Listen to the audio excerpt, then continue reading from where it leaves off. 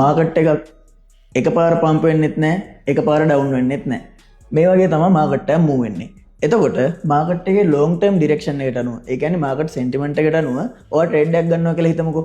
ඔයාගේ එන්ට්‍රි එක මෙතන. එතකොට ඔයාගේ ටාගට් පොයින්ට් එක මෙන්න මෙතන. මෙතන තමයි ඔයාගේ TP එක.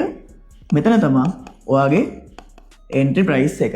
ඒ කියන්නේ මේජර් ට්‍රේඩ් එකේ එන්ට්‍රි ප්‍රයිස් එකයි TP එකයි තමයි මෙතන මේ මාක් කරලා තියෙන්නේ. එතකොට ඊට අමතරව මේ යන මාකට් එකේ අතරමැදදී කරෙක්ෂන්ස් තියෙනවා. කරෙක්ෂන්ස් කියන්නේ ලොන්ග් ටර්ම් ඩිරෙක්ෂන් එක අප් ට්‍රෙන්ඩ් එකක්. ඒ අතරතුර පොඩි ඩ්‍රොප් තියෙනවා. මේ ඩ්‍රොප්ස් වලදී, ඒ කියන්නේ මේ කරෙක්ෂන්ස් වලදී ඔයාලට පුළුවන් එකම කොයින් පෙයා එකට, අපි තුන් BTC කියලා, BTC කියන මේ එකම කොයින් පෙයා එකට ලොන්ග් ට්‍රේඩ් එකක් දාලා තියෙන අතරතුර මේ කරෙක්ෂන්ස් වලදී ඔයාලට පුළුවන් ෂෝට් එන්ට්‍රීස් ගන්න.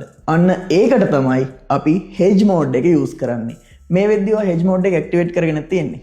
හෙජ් මෝඩ් එක යූස් කරන්නේ අපි මෙන්න මේ වගේ සිටුේෂන් එකකදී ලොන්ග් ටර්ම් මේජර් ට්‍රේඩ් එකට අමතරව ෂෝට් ටර්ම් පොඩි ප්‍රොෆිට් ගන්න තමයි අපි හෙජ් මෝඩ් එක යූස් කරන්නේ. එහෙම නැතුව එකම තලින් ලොන්ග් ට්‍රේඩ් එකක් දාලා ඉවරලා එතනින්ම ෂෝට් ට්‍රේඩ් එකක් දාලා ඉවරලා ප්‍රොෆිට් වෙන එක ස්ටේටස් දාන්න නෙමෙයි.